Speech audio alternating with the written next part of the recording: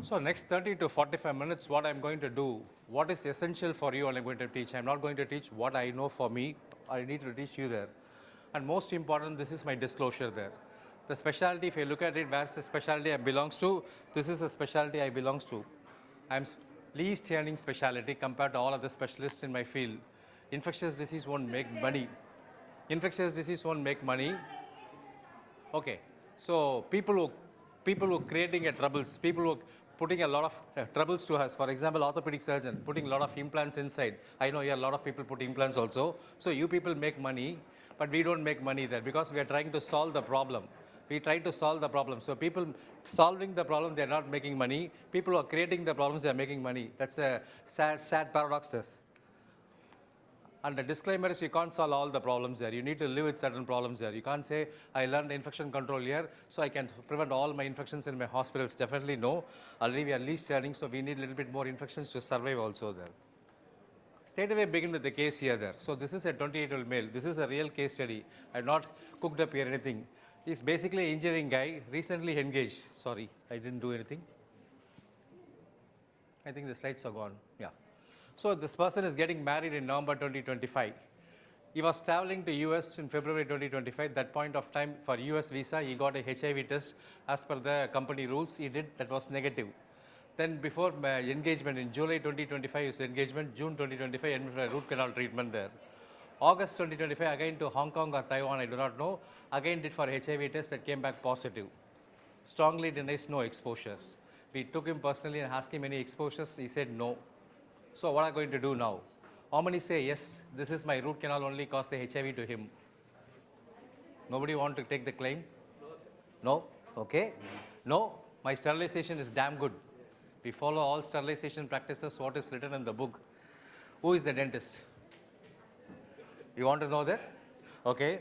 Check any bachelor party he created then after the engagement or something there. First stop the marriage. Marriage is happening in November. This is a big dilemma we are facing now. So whether the root canal is a cause for the HIV transmissions or not, that's a big problem there. So this is a case like we are encountering and we try to solve the problem now. So I asked like a lot of questions, you are asking a lot of QR code. I didn't give the QR code for this one. Who is most dangerous? You are dangerous to your patient. How many say I am dangerous to my patient? Nobody? My patient is dangerous to me there. They start hitting also. A lot of people got hits there. So my patient is patient transmitting thing there. Who is dangerous to you there? So you are saying your patient is dangerous. You are getting a lot of infections. Particularly now flu season is started. So your people are coming and we can't ask the patient to put a mask and come and sit in front of you there. That's other big problem. Most of the patient side, we put the mask, the patients come in. So this is a big challenge for you. But according to the data, patient is transmitting. If you see the width of the arrow, the width of the arrow, patient to the dentist is more. Not necessarily this is HIV hepatitis B. Yes, HIV hepatitis B is also possible. But apart from the HIV hepatitis B, you are getting a lot more infections like flu, corona, everybody knows it. Flu, corona, all respiratory syncytial viruses, you are going to get it right now. Yeah, you are also going to transmit, not you. If you fail to follow certain infection control practices in your office, that's a problem now. And your patient also can transmit provided you got a big number of patients waiting in your office, they are going to transmit. Not like other settings. For example, we practices in IP settings where a lot of patients got colonized with one resistant bacteria, they will transmit other bacteria. That's also possible. So my objective is why you need to know the infection control. That's most important thing. I'm going to touch upon the basics of sterilizations and disinfections. I can't teach the entire lessons today. And why antibiotic stewardship? Antibiotic stewardship, other major area. What is the problem also, I'll tell it. How to choose antibiotics in your practice, I'll simplify. And couple more things. You got needle stick injuries, what are you going to do? What are the mucosal exposures you're going to do, and I'll try to summarize at the end. This is my basic idea I'm going to do in next 20-25 minutes there, so that whatever questions you're going to shoot up, I can answer the thing. So the potential route, I put DHCP. DHCP means dental healthcare practices. I not put dental healthcare professional. This is dental healthcare practice setting. From dental healthcare practice setting, the patient may get some infections. From patient also, that again the arrow, if you see, patient to the dental healthcare professional is more, and patient to patient is not that great for me either in dental settings, but in real world setting it is more. So this is my basic idea. So what are you going to do? So why you need to know? Previous discussions happening. If you do not know anesthesia, if you do not know what agent to use, if you do not know CPR, you are going to be legal, you are going to face a lawsuit. But here, it's not only lawsuit, your practice is also be banned. This is one of the big Sydney center where almost 40,000 patients were between 2005 to 2008 because the instruments was not sterile. If you read the thing, the instruments was not sterile. A lot of HIV scare. Almost the services, the licenses were suspended. The licenses were suspended. Not only the lawsuit, they need going to pay the money. You are going to suspend your license also. Keep in mind, provided if you do not know the sterilizations, disinfections, this is going to happen. Particularly in the era of social media, this is more. One patient puts in a social media, your career will be spoiled there. So keep in mind. So that's why you need to learn why the disinfections and sterilizations. And second thing, as I told earlier, you are also going to get infections. One part is your practice. Second part is your health. The first purple or infections, dental infection is HIV from the patients, hepatitis B from the patients, hepatitis C from the patients. For example, hepatitis B at least we can prevent provided you have taken the vaccinations now. Hepatitis C, good treatment is available. But for HIV, yes, post-exposure prophylaxis, after the needle stick injury, after the mucosal exposures, you're going to protect. Otherwise, this is a proven cases as Aragran. Dental healthcare persons is not immune. That's the bottom line. So why you need to know infection control practices in your practice? One, your practice should go on. You should not face any legal problems with it. Third thing, your license should not be suspended. And fourth thing, your social media account should be safe. And fifth thing, you should not get any infection. That's the reason I'm talking today there. Okay, so what are the things? Both patients, and I told earlier, both patients and you are not safe. Contact with the blood, oral, respiratory secretions, all will transmit. Blood, oral secretions, respiratory secretions, and contaminated equipment, this plays a big role. Proper procedures, you can prevent it. That's more important for you. Okay, so coming back to this case, somebody says, I want to check the processing area. We have not seen any dental processing unit areas. Most of the thing we go to the clinic, we are saying my sterilization is good. Where are you doing the sterilizations? I want to find out there. How many got dental processing unit areas in your clinic or in the hospitals there? You got a separate dedicated dental processing unit. But if you go to the hospital, we got a department called Central Sterilization Services Department, CSST we can call it. A lot of people are working on it, keep the things. But for a dental clinic, we usually don't see the thing. A lot of turnaround time, I do not know how you are managing. I thought of doing on QR code surveys, what you are having it, that we need to check it. So finding a dental processing unit is most difficult thing. Finding a guard is easy.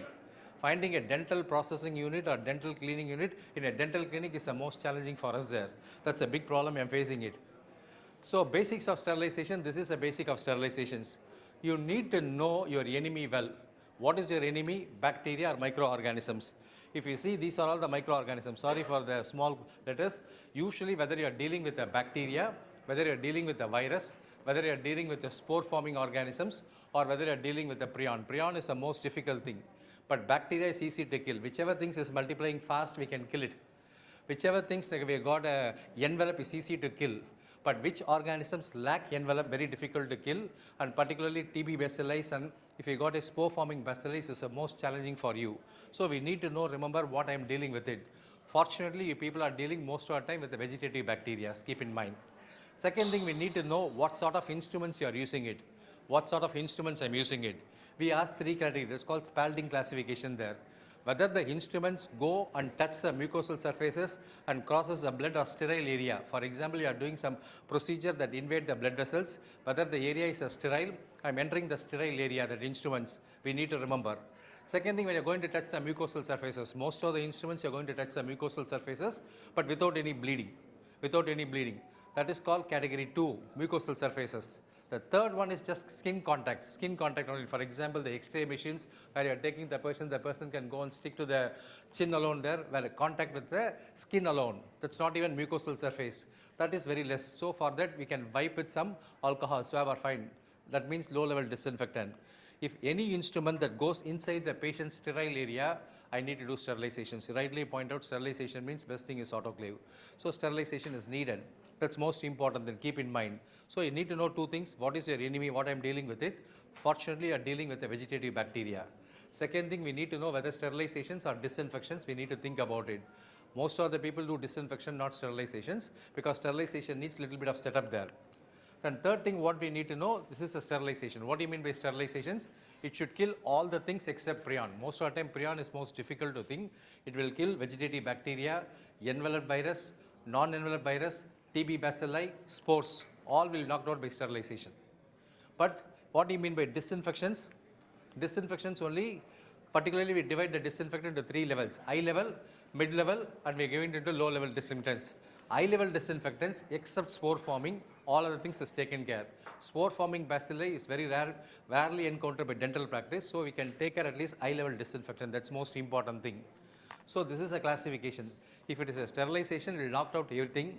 High level disinfection, spores may not, but most of the time it will take care of the vegetative bacteria, envelope virus, non-envelope virus, TB bacilli.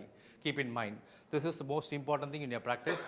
This is the basics. Unless you know these basics, it's very difficult to plan your setting, what level of disinfections you're going to plan. That's most difficult for you. So keep in mind these things that's required. And third thing is autoclave. People say autoclave. Autoclave means usually what happens, we put some water, we boil the water, it creates like a pressure, the steam is coming out. Steam has got excellent penetration into the instrument. It sucks also, it creates more steam and go penetrations and kill the organisms. But what temperature I need to come back, I'll show what temperature we need to maintain. This is most of the steam, either vertical one or horizontal one, but you need to keep certain monitors. That's called class indicators, chemical indicators or biological indicators. Whether my sterilization is clean or not, we need to check. That indicator we need to keep in the practice. That's most important thing. The below one I'm showing is a chemical indicator. There are two types of chemical indicators. What are all the indicators? People say you got sterilization, disinfections. What chemical indicator are you using? There are class 1 to class 6 chemical indicators. Which class you are using? Anyone? We can give some real prices there. So people answer autoclave, you can get up and answer now, we get the price. What indicator are you using it there? Guess, crude guess. So what we do is the class 1 indicator is placed on the outside. This is called the class 1. It is placed in the tray what you are sending into the autoclave. That indicate that tray is just passed into the sterilizer and came out of the sterilizer. That's it. So when before passing into the sterilizer, the color will be different. Once it come out of the sterilizer, it will say color is different. It won't say the instrument is sterile or not. It's called class 1 indicator to check whether the instrument gone through the sterilizations or not. What we keep inside the tray is called the class 5 indicator, because most of the people, doctor is saying about the spores, very difficult to use a microbiological or biological indicator. What we are using is a class 5 indicator. Class 5 indicator should place inside the tray. The color will change mean the instrument is sterile. Such a simple thing you can do. So you need to use a two type of indicator. One is called class 1, whether the instrument passed through the sterilizer or not. The class 5 indicator, once you start opening the tray, see the class indicator placed or not. If the indicator is passed through, that's called class 5 indicator. That's a crude way of assessing whether the instrument is good or not. What is the best method is biological indicator. But biological indicator is costly. Previously, I need to wait for 48 hours. I need to keep the biological indicator in the tray, then keep it out of it, wait for 48 hours, incubate, check any growth happening or not. But nowadays, we are getting a rapid biological indicator within turnaround time of 2 to 3 hours. I don't think so. Most of the dental practices can wait to 2 to 3 hours. But if you got a time, you can do the biological sterilizations one day before and keep using the biological indicator. That's good. Biological indicators are slightly costly. So we need to know the indicators also, whether my sterilization is good or not.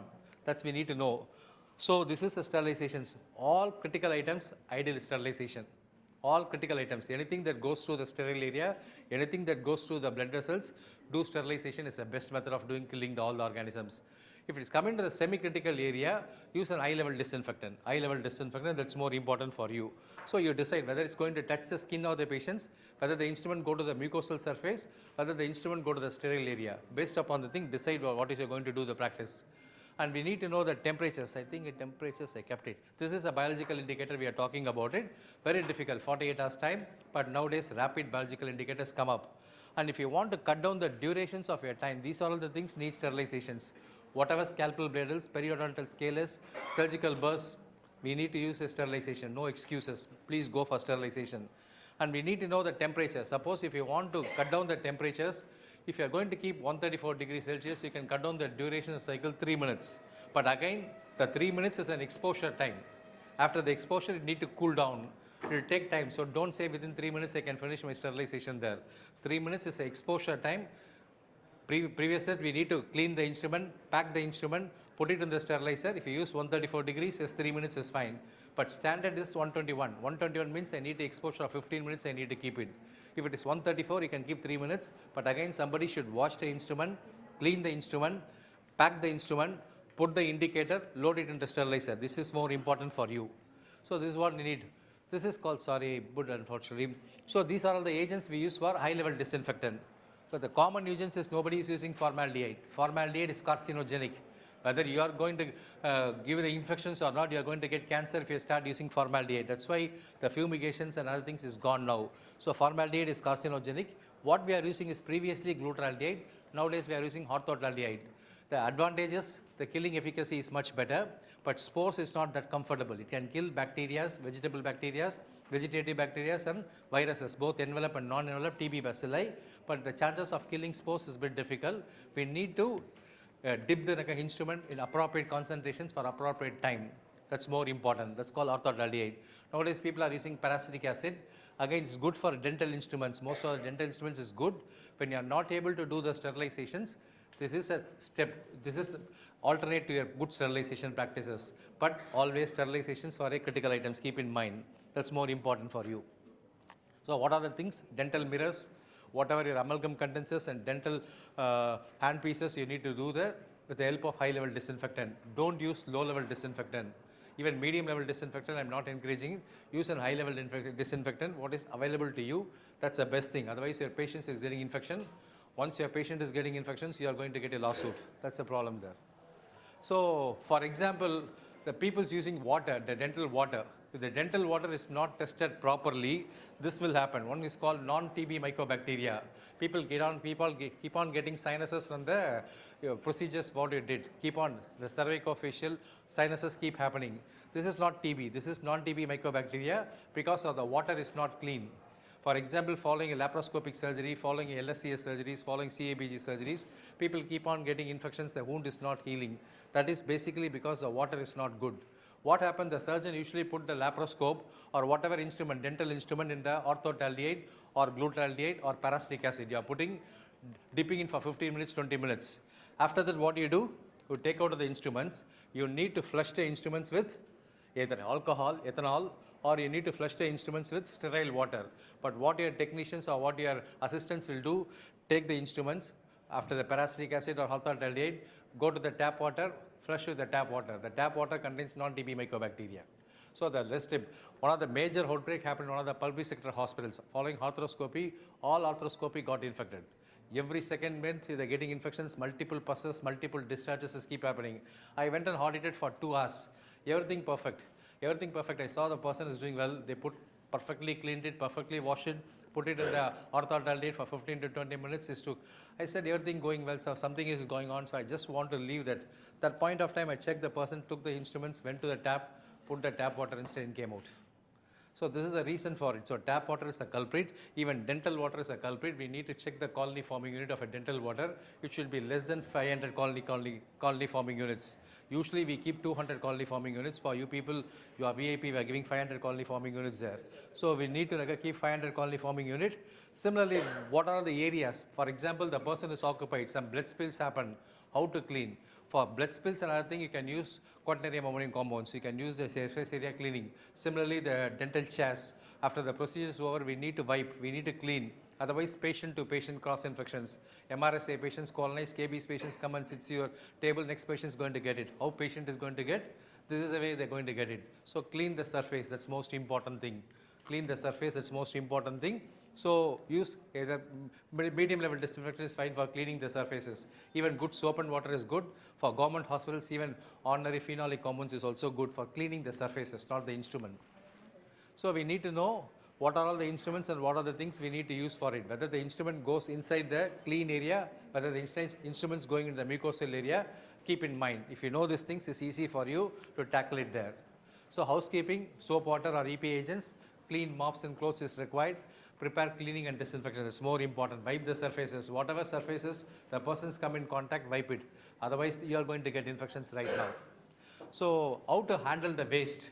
Most of the time, you need to have a tie-up with some terminal disposer. For example, GJ Multiclave or Ramki or something. You need to have proper policies and expose. Usually, what they do in hospitals, we autoclave the medical waste, then give it to that terminal person. But in a small clinics, very difficult for using one autoclave for instrument cleaning and one autoclave for destructions is very difficult. So what we need to do, at least in the biohazard bag, put it in a biohazard bag. Whatever teeth you are removing, whatever soft tissue you are removing, please put it in a biohazard bag, not in a green or black. That's a standard bag, don't use it. Biohazard bag, put it and hand it over properly. So these things is required, otherwise Environmental Pollution Control Board can put some notices, legal notices can serve to you there. How to handle the waste, that's most important thing. You can't take the waste as a easy one. So what is the dental unit water? I already told. You need to have 500 colony forming, periodic checkup needed. You need to have some RO plant inside to check the quality of water, what you are using it. Otherwise, non-TB mycobacteria can come to the patients. And a lot of other loose stools and diarrhea can also happen to the patients. This is why we need to have dental water line is also very important. Unless you keep these things, always keep prepared for legal lawsuits any point of time there. Now it's more important. You need to be professional, otherwise there is no differences between this guy and you. This guy can do a wonderful fitting their teeth there. He can put proper teeth, but this person does not know what is sterilizations, what is disinfections. So we need to know sterilization, disinfections. Unless we need to know, it's a bit difficult. That is why we are discussing about it right now. Okay. So my second part now, I'm switching out to antibiotics. So sterilization means you need to know the bacteria, what we are dealing with it, what instrument. Ideal thing is autoclave. If autoclave is not tolerable, plasma sterilization is other method. 40 minutes you can do. That's called hydrogen peroxide. Or ETO is a bit difficult for a small clinic. Hydrogen peroxide is good. Or autoclave, if you are able to get it, autoclave is good. And similarly, take care of the water, take care of the surfaces, take care of you also there. Then the second thing is antibiotic stewardship. What antibiotic prophylaxis? How many says, I want a physician clearance? I am not choosing my antibiotics. Nobody? You are choosing your antibiotics. Give antibiotics for 3 days and plan RCT.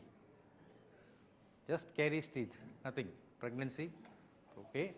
Do RCT today and give antibiotics. After the procedure, I'll give it antibiotics. Do RCT without antibiotics. How many people without antibiotics are doing procedures? Okay.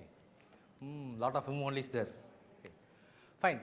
So why this antibiotic procedure? This is one recent paper there. So if the private practitioners, that's why the session is also arranged, and you want to specifically talk about the antibiotics. Dr. Raghu was essentially asking talk about the antibiotic practices. What happened? For example, the 265 prescriptions done, out of 265 prescriptions, 4% of antibiotic choices is correct. What antibiotic you selected, only 4% of occasion is correct. Out of 265, 261 time, your antibiotic choice is not correct.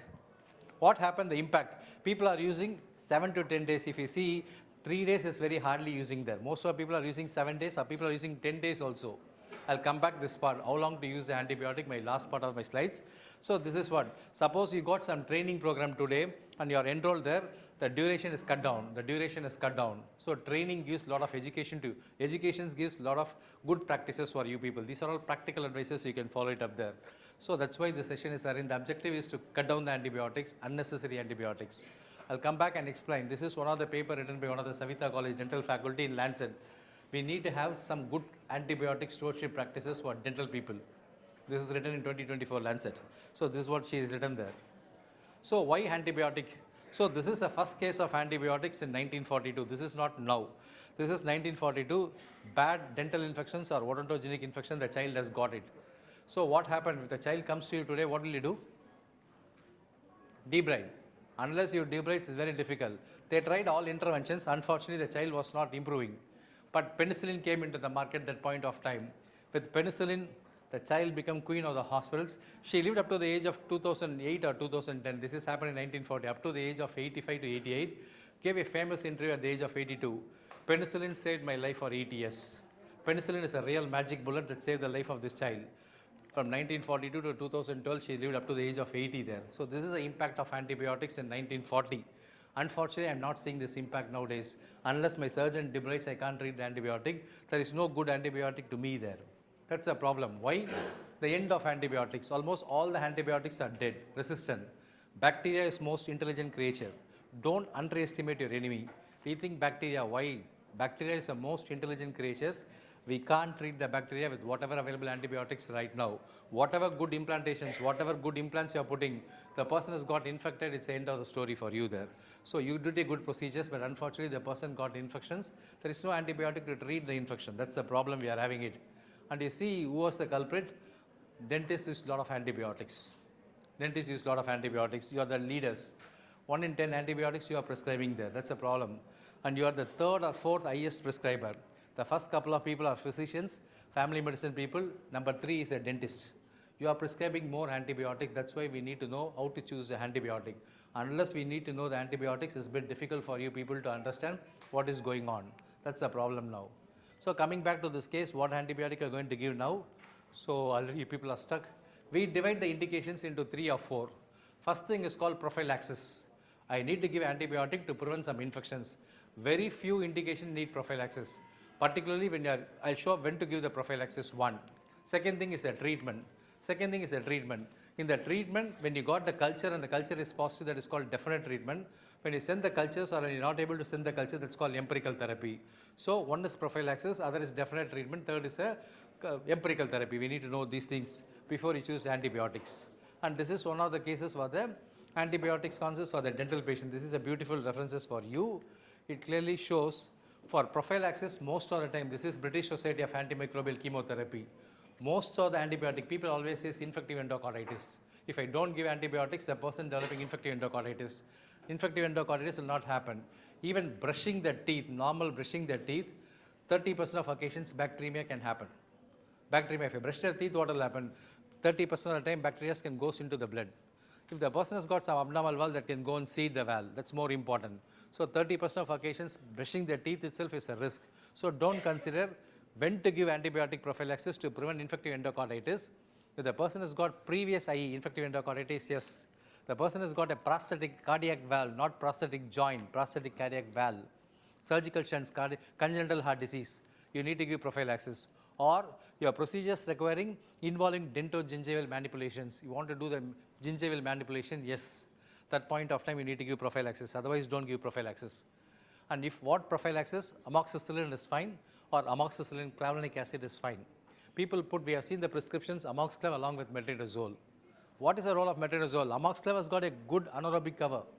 When we saw the metronidazole along with amoxiclav prescriptions, we'll offer to you people there.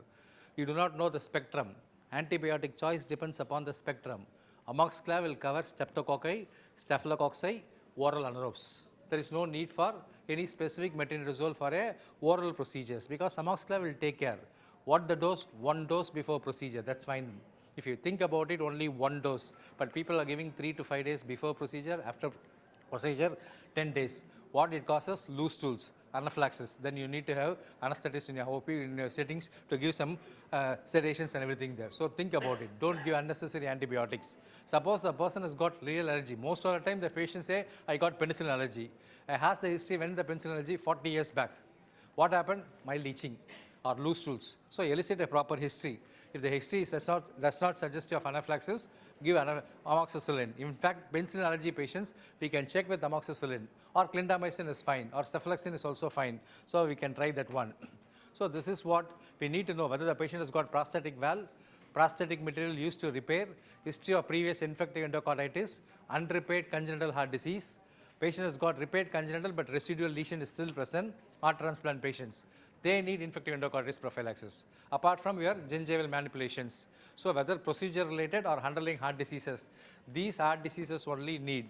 What are the things does not require prophylaxis? Prosthetic joint. Patient has got prosthetic joint, no need for prophylaxis. Active or recovered prosthetic joint, no. Extensive procedures, no. What antibiotic? Amoxicillin 2 grams. If you think the pediatric are handling 50 mg per kg is fine. So this is a prophylaxis, you need to give it. If the person has got allergy, you can use clindamycin. That's the best thing, but prove the allergy. That is most important thing for you. Suppose you say prosthetic joint, I'm really worried about it. If the prosthetic joint happened, immunocompromised patients in addition to the prosthetic joint, and the joint is a new one, less than 1 year. Yes. Otherwise, if the joint is more than 1 year, there's no need for prophylaxis. Worst scenario, I don't want to think these things. 1 dose of antibiotic you are giving, legally you are protected. 1 dose before, 2 hours. Suppose you are giving orally 2 hours before the procedures. If you are giving IV 1 hour before procedure is fine. At least 1 dose of antibiotic, that's it. You don't bother about whether the person is previously joined, 1 year, immunocompromised, nothing. I want to give prophylaxis, 1 dose is fine. Take home. That's the message for you. Coming back to this child, what will happen? She has got a severe, now not 1942, this is 2025. I can't use penicillin. Nobody is using penicillin nowadays to treat the infections, and penicillin is also not responding. What antibiotic are going to give for this child? Any takers? How many say amoxicillin? Nowadays, people don't want to put amoxicillin metro from here. That's a take-home message today there. So, clindamycin, ciprofloxacin, levofloxacin. So, we need to know the antibiotic. The antibiotic choice depends upon 3 factors. 1, what sort of host I am dealing with it. The person is a poorly controlled diabetic, lot of comorbid, previous drug allergy, this sort of host I'm dealing with it or not. Second thing, where is the infections? This patient has got a bad odontogenic infections, I know. Second thing I need to know. Third thing, what drug I'm going to use? What drug I'm going to use for the patients? So these things, if you remember, that's fine. So we need to know where is the infections. We always ask to write two things. Where is the infections? So what drug you are going to use it? What sort of host you are dealing with it? Keep in mind, where is the infections? What sort of host I am doing with it? Whether it's a odontogenic, whether it's a pulp, whether it's a periodontal, or whether it's an infected cyst or remaining roots. So you need to think about it. Where is the infections? Depending upon the infections only, your antibiotic choice will go away. So odontogenic infections, there are 300 to 700 species of the bacteria. This is your enemy. But most of the things, this is aerobic plus or minus anaerobic organisms. You need to provide some good anaerobic because it's oral cavity. So you need to provide gram positive along with anaerobes. There's no need for major gram negative agents. For that, we need to know what antibiotic has got gram positive, what antibiotic is gram negative, what are all anaerobic cover. Can you tell 5 antibiotics that has got anaerobic cover apart from amoxicillin? Amoxicillin, metronidazole, clindamycin, your piperacillin, tazobactam, meropenem, all has got good anaerobic cover. So need to think about it. So anaerobic cover is very important. So this is a therapy, they keep on saying penicillin. This is a Western guidelines. In India, I can't use a penicillin because the penicillin resistance is so much. And similarly, we can try clindamycin fine. We can try amoxicillin, that's also fine. I'll show in a minute. So another case, this is a polytrauma, orthofacial surgeon. Polytrauma, a lot of trauma has happened to the persons. What antibiotic will use for this one? Bad trauma, received some antibiotic in government setup, shifted to the private care. What will you do? Any takers? How to choose your antibiotics? So this is called the spectrum. For example, if I use meropenem, what are all the bacteria meropenem covers? Meropenem cover gram negative, E. coli, Klebsiella, Pseudomonas. Gram positive, Staphylococcus, Streptococci. But MRSA it won't cover. VRE it won't cover. Similarly, you are using piperacillin, tazobactam. What the agents it covers. This is called the spectrum. Unfortunately, was not taught in your pharmacology. That's the problem we are facing. For example, ciprofloxacin, levofloxacin, moxifloxacin, all are fluoroquinolone. Cipro has got no cover for streptococci. Cipro is good for Pseudomonas. Cipro is good for E. coli. But levofloxacin both gram positive, gram negative. Moxifloxacin no gram negative. So ampicillin, amoxicillin don't penetrate the brain.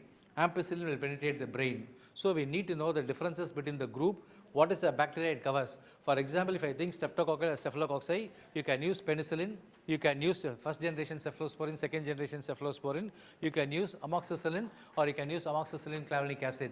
That will take care. The third thing is whether the particular antibiotic. In microbiology lab, what they do, they take 10 to the power of 5 organisms, they put a fixed concentration so the drug check whether it's working or not. But what happened in real life? For example, the concentrations of the antibiotic may be low or the concentrations, for example, urinary tract, the concentrations of antibiotic is very high. Even though the bacteria is less, even though it is resistant, sometimes will work. That is called in vivo, in vitro mismatch. So we need to know whether the antibiotic will reach particular site or not. For example, if you got infections in the soft tissue, whether the antibiotic will go and reach the soft tissue, whether the antibiotic penetrate your maxilla or mandible bone or not, that is more important. Penetrations. Clindamycin has got excellent penetrations. Amoxicillin 60 to 70%. So if you think the person has got some mandibular osteitis or maxillary osteomyelitis, use a good penetrating drug. That is more important for you. It should penetrate the bone. And second thing, it should be available orally and it should not have resistance to the thing. That's the problem. And people are using underdosing. For example, people are using 625 BD. Usually, if you want to use mg per kg, that's more important. If you want to use ciprofloxacin, 750 milligram BD. If you want to use amoxicillin clavulanic acid, either 1 gram BD as a oral therapy or 625 TDS. So know the maximum dose. Don't underdose it. Use the maximum dose. Maximum dose is most important. People say, I can't tolerate. Doctor is giving very high dose. Very toxic doses they're giving. No. We need to use a maximum dose. That's most important thing. And we need to know the durations. The duration is most important thing. Now there are two concepts is emerging in antibiotics. Bacteria does not know how the antibiotic reaches the bacteria. Whether it's given IV, oral, bacteria has got no clue. How the antibiotic reaches the bacteria does not know. If the oral antibiotic is good, this man is called the Brad Spellberg. He is demonstrating RCT, randomized control trial, to show whether oral is equal to IV or oral is superior to IV. He has shown multiple RCT, oral is equal to IV. So don't say I want to give IV amoxicillin. Oral amoxicillin is good. There are no RCT proven IV amoxicillin is superior. Similarly, if the oral antibiotic is there, for example, piperacillin tazobactam, bad multi-trauma or polytrauma, you're handling with orofacial maxillary infections, oral is equal to IV. And most important thing, this is most important thing, short is sweet. Prophylaxis means only one dose. If the infection is source control, you did the drainage, treat shorter. Do not irritate the bacteria. I told earlier, bacteria is the most intelligent creatures. If you start irritating, it produces a resistance. It produces a resistance, it will not act. So this is a problem. So do not irritate. For pneumonia itself, I am treating 3 days. So you think about it. Except few infections like osteomyelitis, septic arthritis, these type of things, yes, you can treat longer. Otherwise, if the source control happens, short is sweet. Do not irritate. All are RCT, randomized control trial evidence. I'm showing the evidence without any evidence, I'm not talking. So this is a mantra for you. So short is sweet, oral is equal to IV.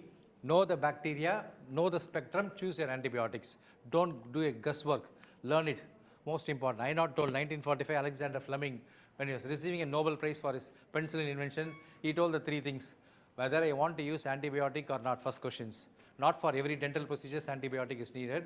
If you are doing some gingival manipulation, yes. The person has got underlying heart diseases, yes, you can do. Not routine heart diseases, infective endocarditis, prosthetic valve, congenital disease, yes, you can give prophylaxis. If you want to dose, do the maximum dose, minimum durations. He told in 1945, now the Brad Spielberg is working for this one for the last 15, 20 years, he's working on it to find out the truth what is told in the 1945. Indicated use, maximum dose, minimum durations. This is a mantra for antibiotic resistance. Otherwise, your name also will be there. You are the top 10 people created more antibiotic resistance in the community there. You need to keep them in the mind. So my last part of my talk is, this is for you. The person is injecting a local anesthesia, needle stick injury. What will you do? Take ART immediately. Take HIV, hepatitis B levels, wash the wound and proceed for the extraction. You're given a local anesthesia, it will work shortly. So before that, you want to finish the procedure there. Tell your husband no sex for next 4 weeks. So people wondering there. So don't worry about these things there. So we need to know that needle stick injury can transmit the infections 1 in 300 occasions, but which occasions I do not know. But if you take proper precautions, we can prevent it there. So we always do whether the person is positive or negative. Positive person needle stick injury risk is very high. But the source is not known, very difficult. But what we need to do, use glove. Without glove, don't do procedures. Think the person is looking good, no. We can't assume anybody, so put the glove, wash the hands, is most important for you. Gives 1 tablet. Only 1 tablet is fine. I think I'm running out of time there. Hepatitis B, take the vaccines, demonstrate it. Demonstrate your titers more than 10 international units, you are protected lifelong. So take hepatitis B or check the hepatitis B titers. Prevention is always a primary. So don't go with unnecessary thing. Prevention is always primary. Wash the wound. That's most important thing. So people are worried about the careers and everything there. People say don't try anesthesia, trying nitrous oxide course and everything there. Is there any good course available? I want to switch my career. Yes. Infection control and infection prevention, quality control is a big job is coming up there. So those who are really interested, you need to take the course, infection control, how to set up an infection control for a hospital, not for dental practices. You can select an infection control setup in your practice, how to do that. Quality control, that's good thing there. So you can do a quality control, infection control settings. Yes, I want to switch my gears. Yes, you can. This is the time you can switch my gears. Not people with MDS, people with BDS, you can do the thing there. So we are coming with the infection prevention certificate course. This is an online course, 1 year coming up there. And we are checking your prescriptions, whether my antibiotic choice is correct or not. Also, something is coming up shortly. In October, we are launching it there. So we are saying my prescription is correct or not. No need to cross-check with other people. You can yourself can check with the thing. We are coming up now. So these are all the possibility. Those who are real innovator, this is the last day. We are extending 1 more day tomorrow. So I want to solve some real infection-related challenges. You can find out the problem in your practice also. This is hackathon, we can call it. We give the problem, provide a solution to me there. I am very extraordinary thinking persons. Just register. We can provide some engineering guy for your support and some management guy in the team. So you can form a team and solve. This is happening 25th and 26th of this month. Actually, today is the last date, but for this meeting, I asked the organizers to give 1 more day. So till tomorrow, you can register for the thing. The problem statement will be given to you. You need to provide a solution to us. For example, how to set up a infection control practices in dental clinic.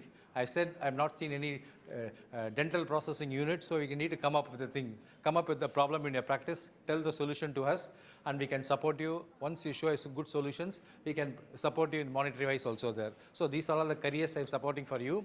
Thanks for the wonderful opportunity. I'll take a couple of questions there.